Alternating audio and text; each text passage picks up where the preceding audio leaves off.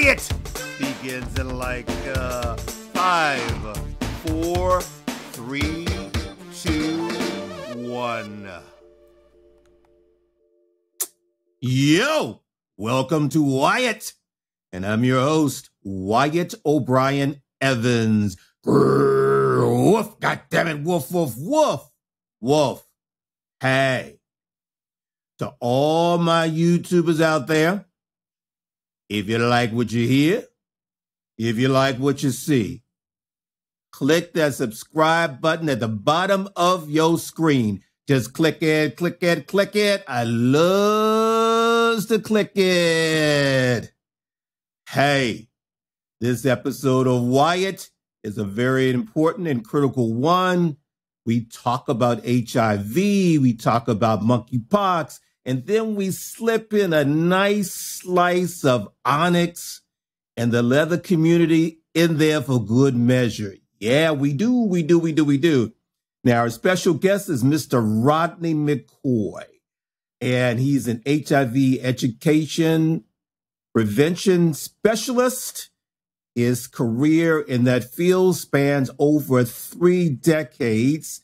So he's going to be with us. He's going to give us all of his experience.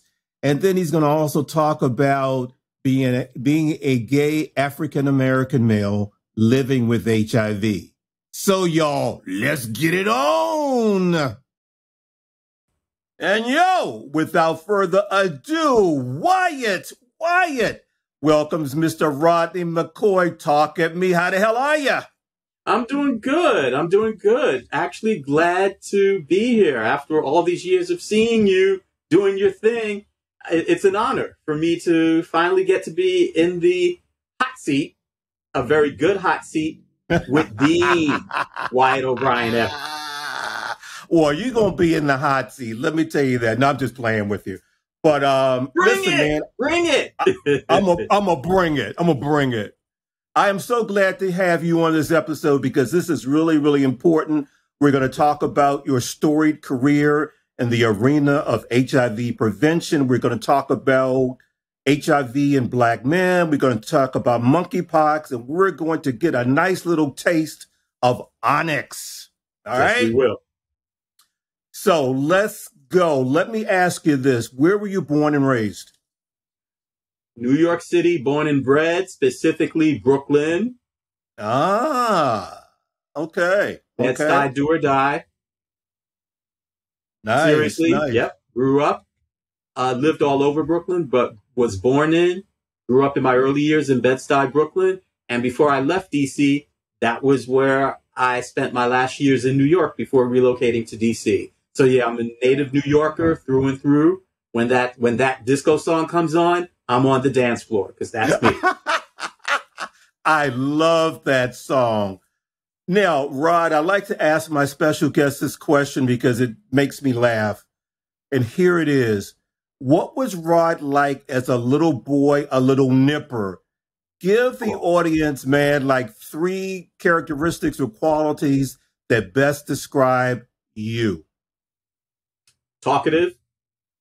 No. Shh, don't tell nobody. Talkative, bright. I can see that. In fact, my nickname growing up was Professor. Really? So, even as a kid, always into the books, always into learning, a little bit of a show off in terms of what I knew, and that would get on my parents, especially, both my parents' nerves. But at the same time, kind of shy and awkward. You know, that's kind of hard to believe, you being shy and awkward. Come on now. Yeah. Oh, okay. Yeah. I think I finally started growing into my own my later years in high school, but definitely when I left New York and I left family to, ironically, go to a small college, a small liberal arts college in Ohio called Oberlin. That's where I feel like I started, and I'm saying the word started, coming into my own in terms of who Rod really was and is. You know, we have ESP. We've got that Vulcan mind meld thing because I wanted to fast forward and talk about your time in Oberlin. Two things. First of all, my friend, What degree did you earn? And were there any salient experiences at Oberlin that helped to shape you into the individual that you are today? The second question I got, can you repeat the first question again? Oh, your degree from Oberlin. Oh, my degree is actually dual degree, sociology and Black studies, with a minor in, at the time it was called women's studies, but now it's known as comparative gender studies. We think alike because I finished from the George Washington University and I have a dual BA, political science and journalism. So, yeah, cool. Okay. There we go. And I would say, I don't think there's one specific experience, but if I could sum it up generally, at least in the 80s, Oberlin was such a hotbed of progressive, liberal. No, I prefer the term progressive politics. Okay. I think Oberlin was woke before woke became a thing. I love it. Okay. And I say in terms of just really being, and I'm going to say the word socially, politically aware. Okay. I think it was also at Oberlin where I started, and people I think tend to throw the word intersectionality around a little bit too loosely. But I think that's where I began to start making the connections for myself as a Black gay / queer man around sexuality, around race, how my experiences were not the same as the white boys I would hang out around. And then as I started taking, ironically, more of the Black studies classes, we started looking at gender. We started looking at class. And then that's when I started thinking about how do all of those things interact in my own life? How does it come into play when I interacted with other people? And I thank Oberlin. Sometimes I blame Oberlin, but most times I thank Oberlin for starting to give me that awareness, which in private conversations you and I have had before, those are kind of analyses I try to bring, especially in the work I do in public health. Wonderful. Well, let me say this to my audience. Let me tell you something. I love doing that. I have got to give the audience your credentials, and I've got cheat cards. I'm going to read it, and then you can comment. Okay. Mr. Rodney McCoy has been an educator, HIV counselor, and program director for multiple organizations, including the Minority Task Force on AIDS, the New York City Department of Health, Whitman Walker Health in the District of Columbia, the National Association of People with AIDS. You also were an adjunct professor at George Mason University, where you get this, you established the HIV Culture and Sexuality course for the school's Global and Community Health Department. Currently, you are a health impact specialist with the District of Columbia Health. So let's talk about all of that stuff. I mean, that's a hell of a lot. Well, it's funny because I think, and again, full disclosure, everyone, I sent him the wrong bio because it also recently, and I don't mind saying, I was a senior program associate for Ribbon, where I coordinated some of their programs, a local, regional, and national program. That was, that was something I did up until recently. So for a man in his 50s who's been in this field for nearly 40 years, yes, I've done quite a bit. And I wanted to go back to the adjunct professor piece because that's a point of pride for me. Because it's a course that is still being offered to this day. It was established in 2008. It is now 2022. So it is a point of pride for me that program is still, that course is still offered. And from time to time, I'm invited back to speak, to lecture on different topics within that course. So I'm extremely proud to have that on my, among the things that I've done. Wow. Okay. I want to congratulate you on your inspired and crucial work. Now, my friend, I want to dig down into HIV and Black men who have, MSM, men who have sex with men, gay, bisexual men. I'm going to hip our audience to some important information that I got from the CDC. And after I do it, please comment. Yes. See, I'm doing good. Okay, here we are. According to the CDC, Black MSM, men who have sex with men, are reported to have a startling 1 in 2 chance of developing HIV in their lifetimes, irrespective of location or their age. The CDC also has found that the causes of HIV risk in Black males are HIV stigma, poverty, physiological vulnerabilities like having anal sex, distrust in institutions, and sexual networks, because gay, SGL, Black men tend to have sex amongst their group, amongst men of color. So having said all of that, take it away. I want to add some other figures, again, Please. That I got from the CDC. And the most recent figures go back to 2019. We have to figure not only the time that it takes to gather this information, but also the impact of COVID on so many aspects of public health, including data collection. So the most recent numbers come from 2019. When you look at of over 36,000 new HIV diagnoses in the U.S. and its territories in 2019, 26% were among Black African-American gay and bisexual men. And again, when you consider that African-Americans, in terms of population, were still under 20%. Wow. Under 20%. Yet 26% of new cases in 1 year were among Black African-American gay and bisexual men. That is startling. That is scary. The good news is for every 100 Black African-American gay and bisexual men, 83, in other words, 83% knew their status, their HIV status, whether positive or negative, which is a good number. But it also says to me there's still work to be done, because then the question becomes, what do we do with that information? What do we do? Do we access services? Do we share our status?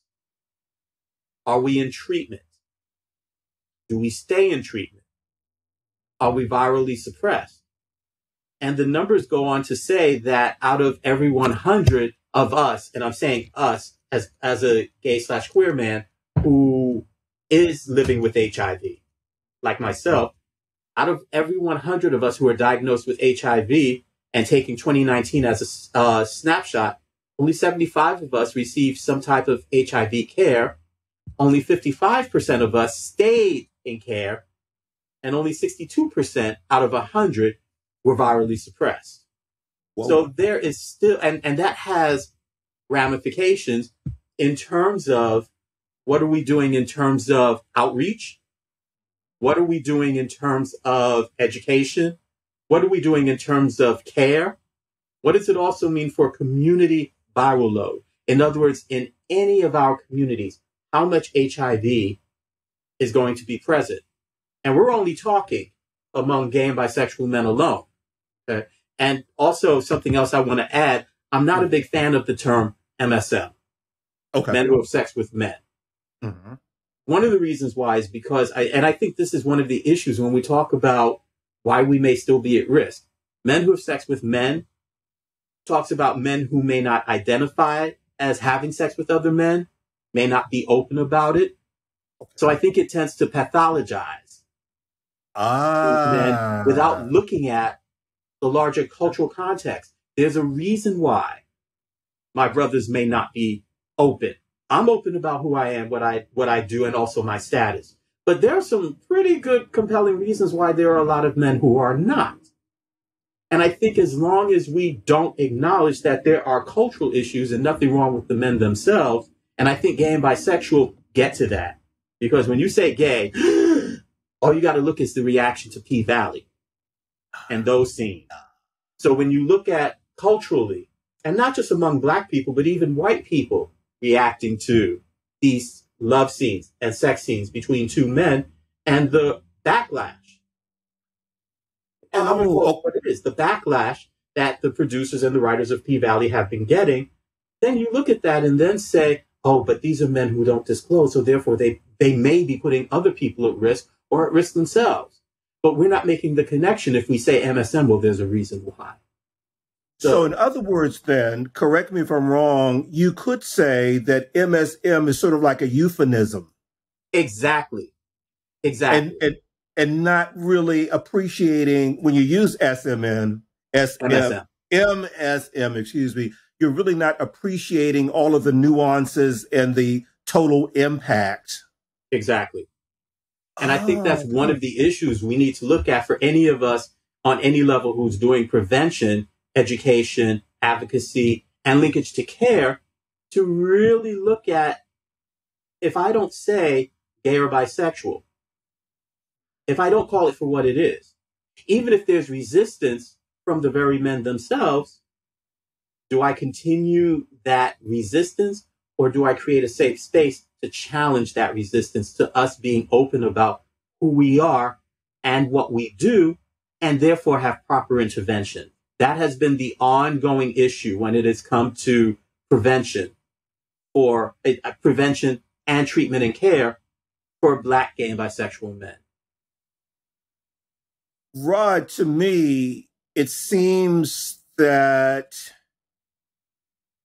HIV has sort of slipped off the radar. It's like not enough attention is really being given to it. And you have the younger men who are saying, well, you know, all I have to do is take a pill. Everything's going to be okay.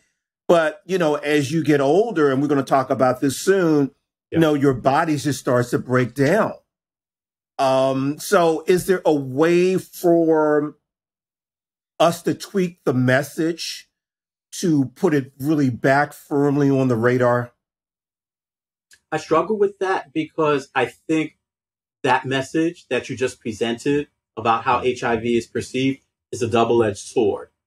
On the one hand, I remember the bad old days of HIV when people were, particularly the brothers, and no, I shouldn't say particularly the brothers, because there were sisters dying too, not just of HIV, but of other things, but we don't talk about that, which is unfortunate. But all of this to say, when we were going to funerals left and right, if you went to a funeral once a week for someone, you know, who passed away due to AIDS-related complications, you were doing good. That's how bad it was. So I'm glad there's a generation of men who don't have to go through that. Absolutely.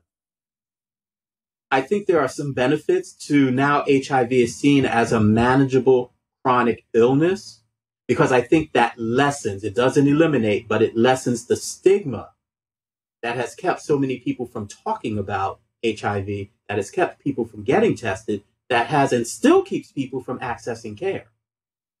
So I think on the one hand, it's a good thing that people see it as something that's manageable, that I don't have to die from. On the other hand, there is that sense of complacency. And I think COVID did not help. No, that's COVID true. did not help.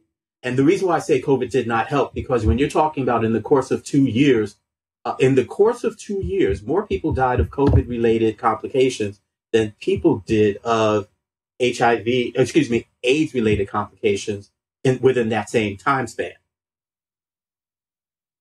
It was intense.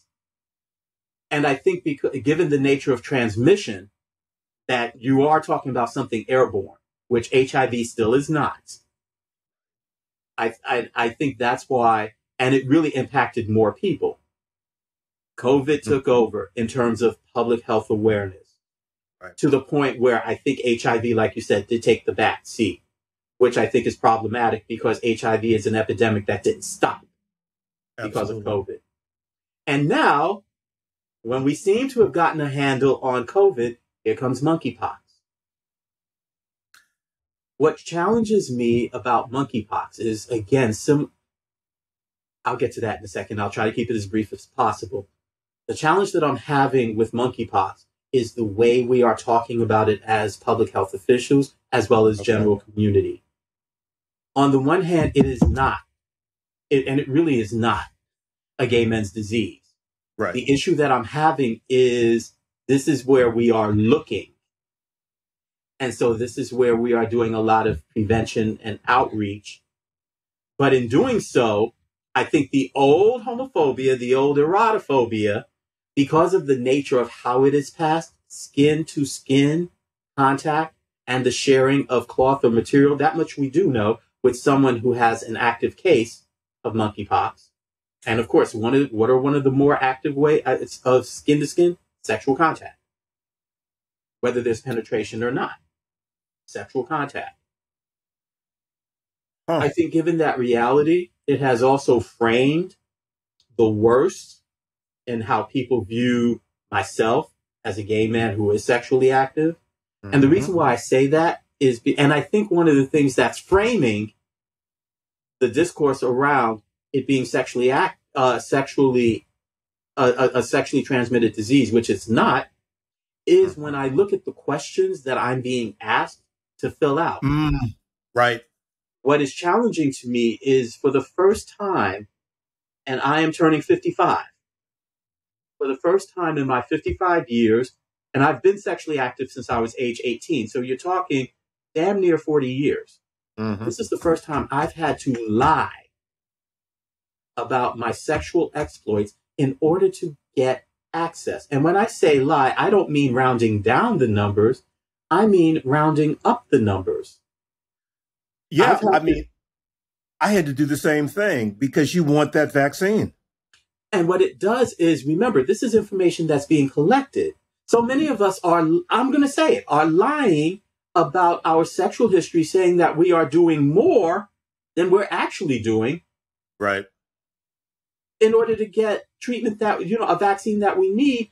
But this information is being collected, and with it, public opinion around not only how it's being spread, but who are the people who are getting infected. Very sexually active, promiscuous, out there, gay and bisexual men, because that's what they do. When the sad part is, the truth of the matter is, most of us are saying, we've cut back because of COVID, because of monkeypox. We've cut back, and of course, those of us who are in relationships, that's been a pause also, trying to balance all of that. But yet we're forced to answer questions that don't tell the truth, that perpetuate the stereotypes of who we are sexually, which for me is a double-edged sword as a gay man and also as a black man. Well, what? We're going to jump back. Thank you so much for talking about monkeypox. We might jump back on that horse again before we do HIV and aging. But what I found very interesting, I was reading the other day that this guy in Spain went to Italy for some type of sex party. Okay. And he got COVID, HIV, and monkeypox. And when I read that, I had to read it again because it really got me. So he was hit with like this triple whammy. So you don't even have to comment on that. That just kind of hit me in the head, and I needed to talk about it for a second. And it's very interesting because the way HIV can incubate before and if they're doing antibody testing, right? You can produce, when you're infected, you can produce those antibodies within a matter of weeks, but generally it's like months, 3 months average. So it's possible. In my own mind, this is what I'm thinking. You probably got monkeypox and you probably got COVID. If the people throwing the party did not take the steps to say, hey, show proof of vaccination. If they did not do that, I could see those two happening. It is possible to get HIV because, again, many of us are still living with HIV. The other side to that is if a person has had, I'll say, unprotected sex without condoms and or PrEP, it's possible he could have been infected before that party but in testing for the other things, got diagnosed as well. He may have had HIV going into the party. But again, I think people tend to focus on the party, the sex party, right, because again, that's the more sensationalized part that people go, ooh, ooh, ooh. Swinging from the chandeliers. Yeah. Got it. I want to segue into HIV and aging. Yes. Recently, I wrote an article for WyattEvans.com. I think the title was HIV Still Looms Over Us.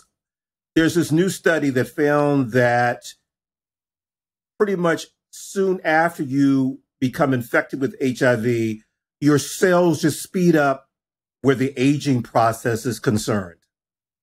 So let's just give us some facts about HIV and aging and how we should deal with that. Wait a minute. So you want me to do this in 2 minutes? No, you can take 5. Right.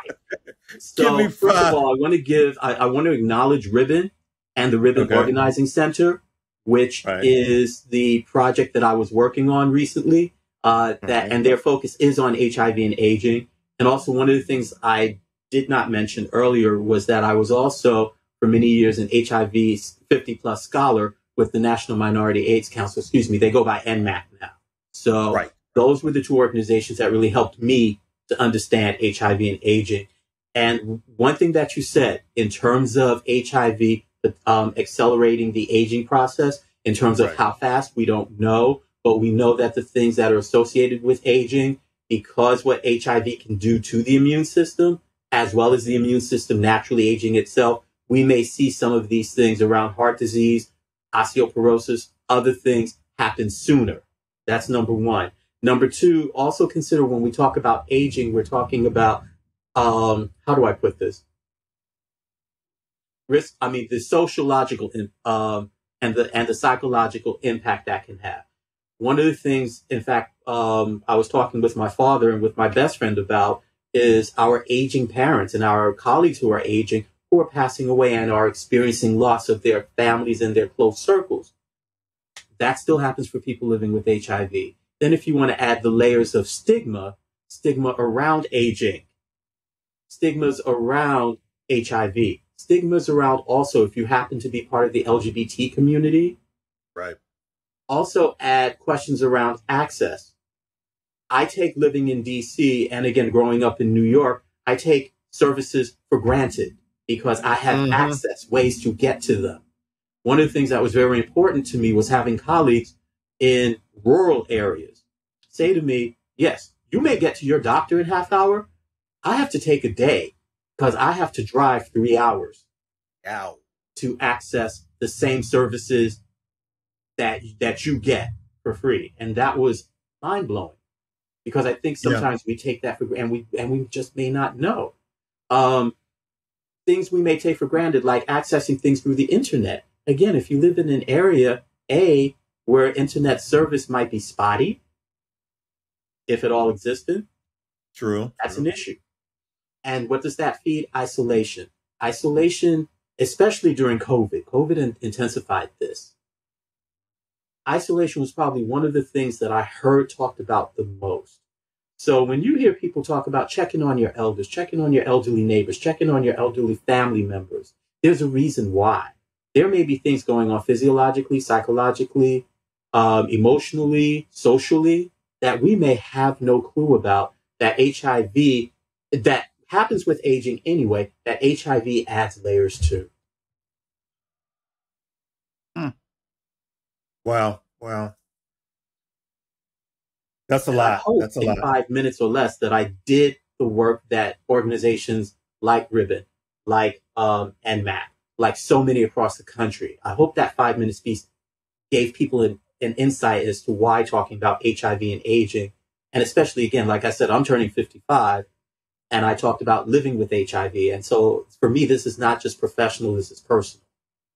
Because, again, had heart disease, had a heart attack 2 years ago, which thank God I'm still here.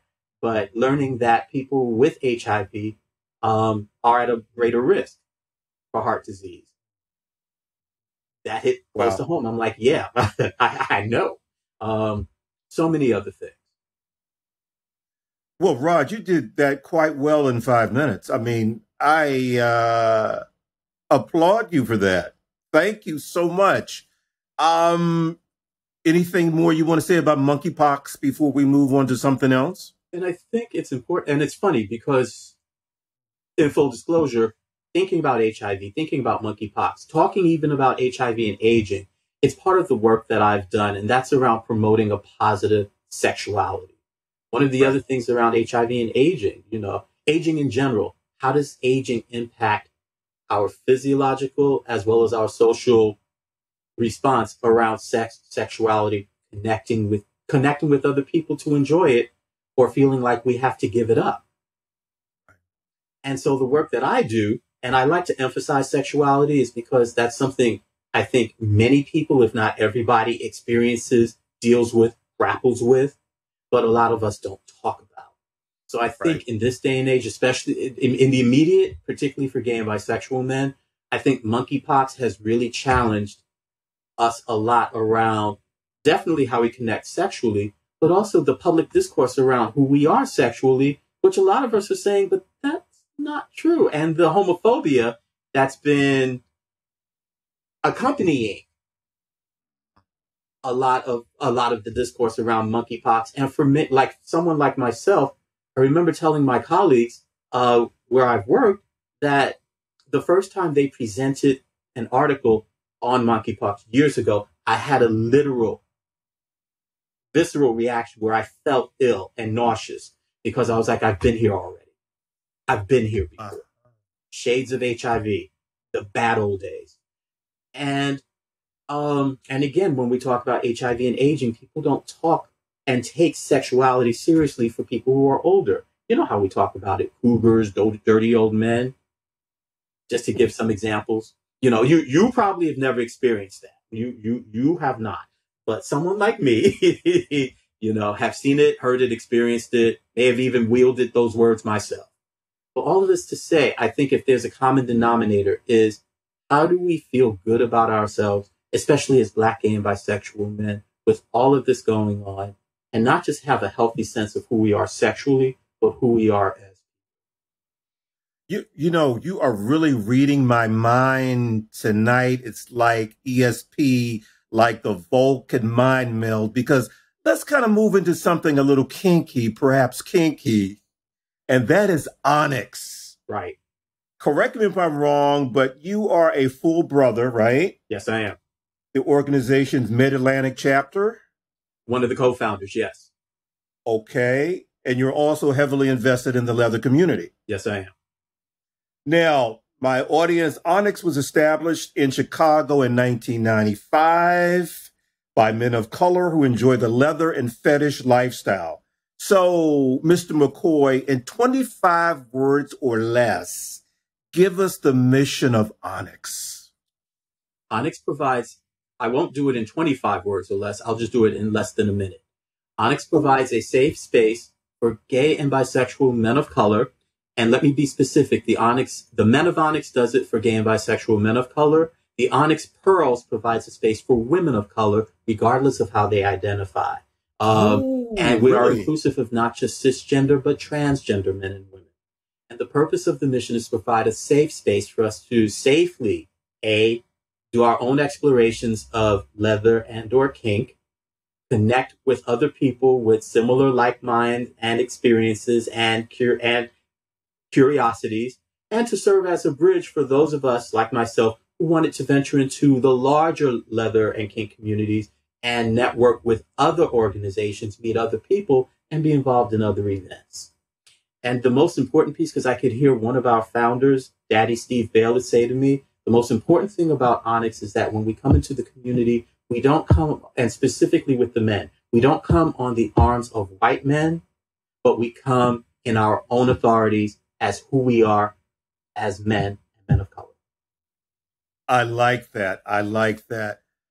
Tell us, how many chapters of Onyx are there? I don't have the number, but I'll say, you know what? I'll say the names and I'll count them off as we go. We start off with Midwest because that's where Chicago is where Onyx began. So Chicago, Southeast, Northeast, Mid-Atlantic. I'm jumping a little bit, Deep South, Northwest, Southwest, Lone Star. And I believe right now, God help me, but I think I've got all of them. So we're talking about 8 chapters. I feel like I'm missing one. I think there actually are 9. And for right now, I'm missing one. I feel like I'm missing one. If it comes to me, I'll say it. Got it. Got it. Well, what first attracted you to Onyx? I mean, what drew you in? What made you say, this is for me? Now, that was a specific experience. I had been involved, I had encountered, I should say, other BDSM clubs and organizations. I was in New York at this point when I encountered Gay Men's S&M Alliance at a Pride event, New York City Pride event. And I was like, this is cute, but nothing really resonated. The Panthers, which formed in New York City before the New York chapter of Onyx, had been recruiting me because I had traveled in similar circles. And again, opened my eyes, and I want to give props to the Panthers. Opened my eyes to a lot of things, but I didn't feel that connection. It was when I relocated I had not relocated to DC yet. I was in DC, and a friend of mine who later became a co-founder of the Onyx Mid-Atlantic chapter first exposed me to MAL, Mid-Atlantic Leather Weekend. Right. Okay. And so he was the one who told me about it and took me to MAL. And then he told me about a gathering of Onyx, which at the time he just said, these are other brothers who are into leather, who are into kink, and I think you should meet them. And that was where I met one of the other founders, Mufasa. That is also where I met one of the more, I don't want to say popular because he kicked my ass, but I would say one of the more known brothers, someone I love and respect even to this day, KG.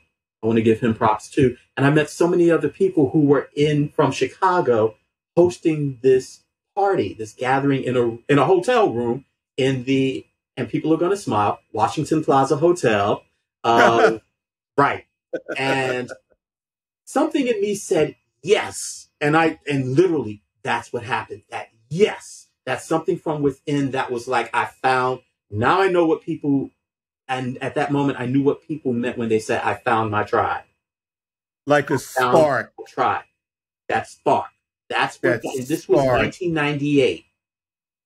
Wow. If I remember correctly, it was 1998. That was my first time in that hotel, in that hotel room, really connecting with the men of Onyx. And something in me sparked and said yes. And about 5 years later, I joined. I think it was 2003 that I officially joined as a full associate because, again, the Mid-Atlantic chapter had not formed at that point. And at that point, if you weren't part of the chapter, but you wanted to still be involved, you were a full associate brother. And then I'm sorry, please finish. And then just as and I'm fast forwarding, but the 8 of us who finally established what we now know as the Mid-Atlantic chapter of Onyx, some of us went through our own pledge process to become full brothers of the organization and then eventually of the chapter. So, Rod, you said it took you 5 years to join. Why did it take you 5? Life. I would say between the time that I joined, from that spark to the time I joined, there was a relocation from New York to DC. There was also HIV infection. I was diagnosed in 2002. So HIV has been living with me now for 20 years this year. Even those 2 things alone, there was a lot. And I think also still wrapping my mind around, well, what does it mean to be somewhat kinky? Connecting to a leather tribe, which at that point, I recognized the spark, but I was not ready to process that spark. So I stepped back. And then with life throwing me other curveballs, I said, you know what? I got to take my time with this. So thank God I kept going to MAL. I kept going to the Washington Plaza. I kept going to the Onyx socials in those hotel rooms, which eventually had to move into one of the ballrooms because it was just too many people in the room and in the hallway. And that gave me the space to talk more, to learn more, to really process what does this mean as part of not just an identity, but really core of who I am, which is still an ongoing thing, but I needed that initial 5 years to be able to finally say, I'm ready to join. Got it. That makes a hell of a lot of sense. Okay, let's say I want to become an Onyx brother.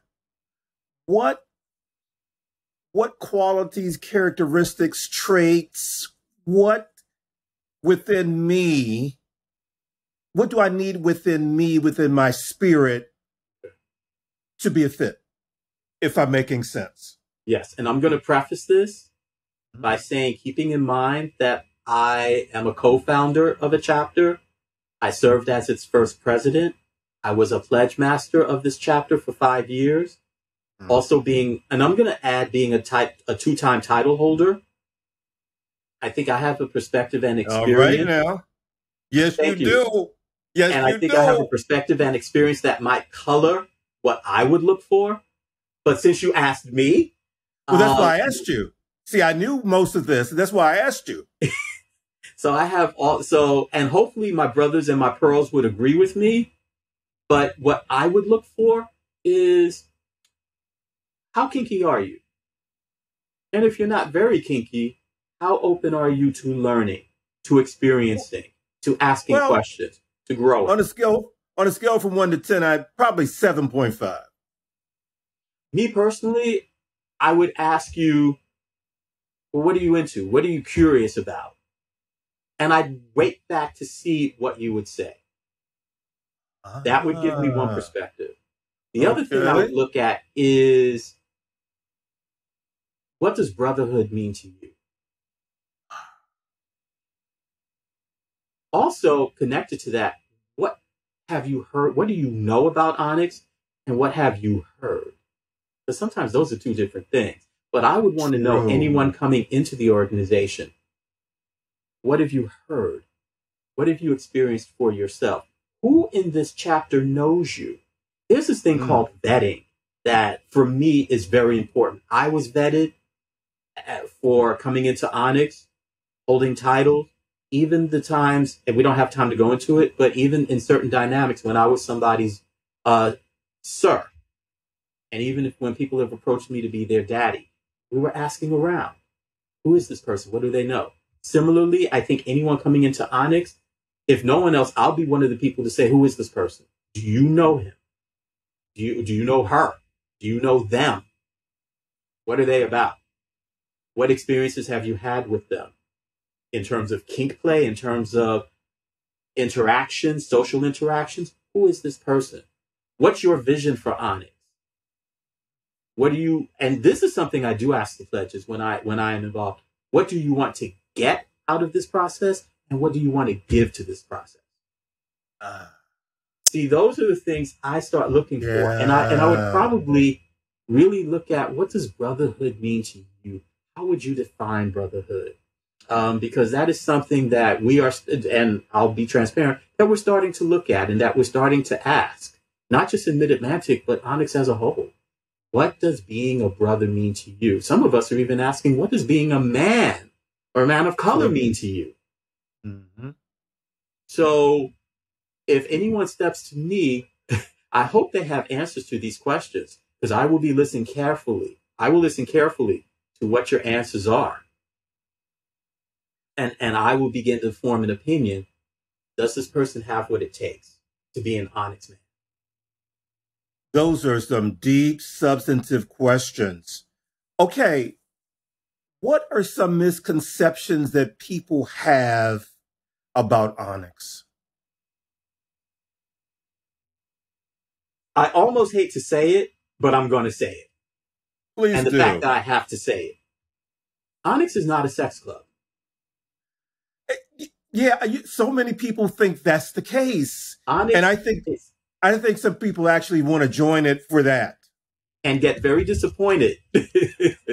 Here's the thing. And again, I do want to quote Mufasa because I've had conversations with him about this. Onyx is a sex positive space. It does not make us a sex club, but we do have to promote sex positivity. The difference between the two is, and I would even say, even if your interest in Onyx was sparked because you had a sexual encounter and or a play encounter with someone or some folks in Onyx, it does not mean it's a sex club, because first of all, you won't be running through the club. And if I can just be honest, and this will get me in trouble, if you do run through the club, you will you'll be more likely to be taken less seriously as a brother. Okay. That's good to know. And I'm just putting it out there. Because it'll be like, yeah, sure, you can have your fun with us.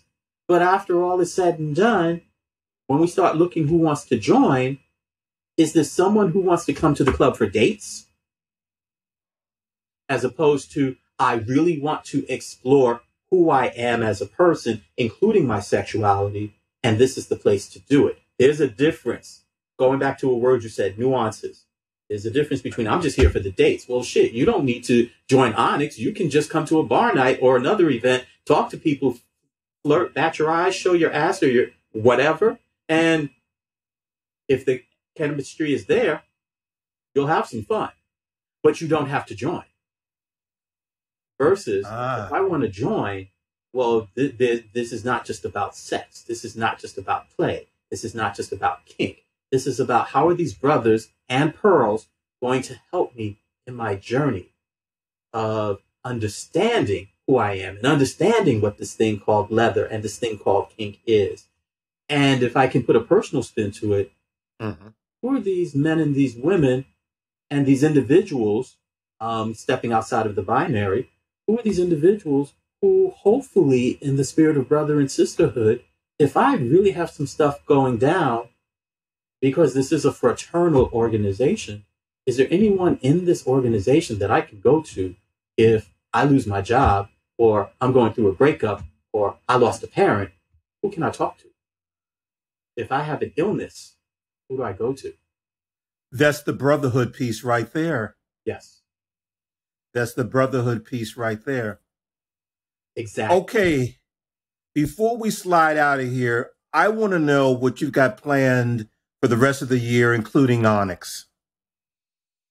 Interesting. One of the big things I know I'm looking forward to, first of all, I will not be at Blackout this year. Blackout is our biannual, is Onyx's biannual anniversary run / celebration that each of the chapters hosts every 2 years. This year, it's going to be in Fort Lauderdale. So I want to give, I want to give that plug. And if anyone is interested in attending Blackout, go to onyxma.com and look for the tab on Blackout. You'll find out all the information there.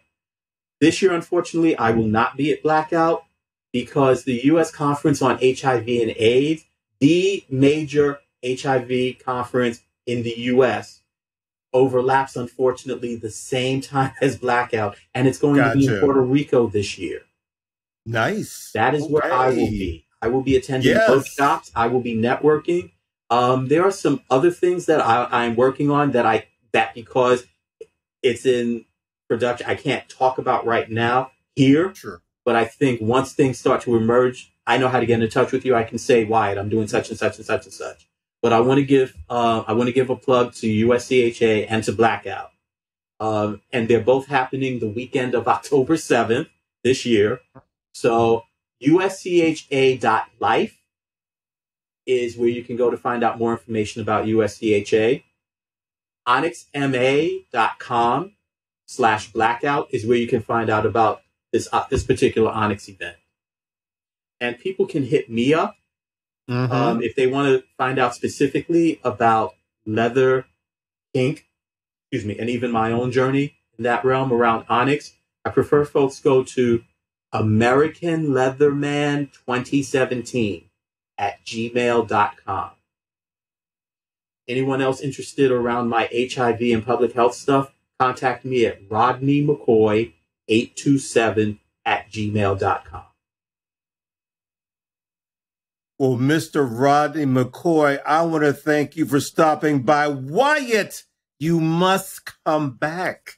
I would love to. Like they say in Star Trek, particularly The Next Generation, make it so. Tell me and we're going to make it so. I will make it so. Thank you again, Mr. McCoy. Thank you so much. So there you have it. You can find the official Wyatt podcast page at WyattEvans.com, which is the go-to destination for LGBTQ news, features, commentary, and entertainment. WyattEvans.com is visited by over 100 countries on the regular, y'all, and that's just so good. At WyattEvans.com, you will find my smoking hot, HAWT hot, Nothing Can Tear Us Apart series of novels. The latest installment is Frenzy! Yeah, Frenzy. And Frenzy is chock full of masculine romance, passion, action, danger, intrigue, and all the erotica that you'll ever need. And the predecessor to Frenzy is Rage, all at WyattEvans.com. And I'm hard at work at the sequel. The sequel is dropping soon. I'll give you more information about that later. Hey, if you want to contact me, your host, Wyatt O'Brien Evans, just hit me up at WyattOnAir@gmail.com. I'm on Instagram, I'm on Facebook, I'm on Twitter, and y'all see all of my social media right there. You know what I'm saying? You feel me? I know you do. So until next time, y'all, woof, goddammit, woof, woof, woof, woof.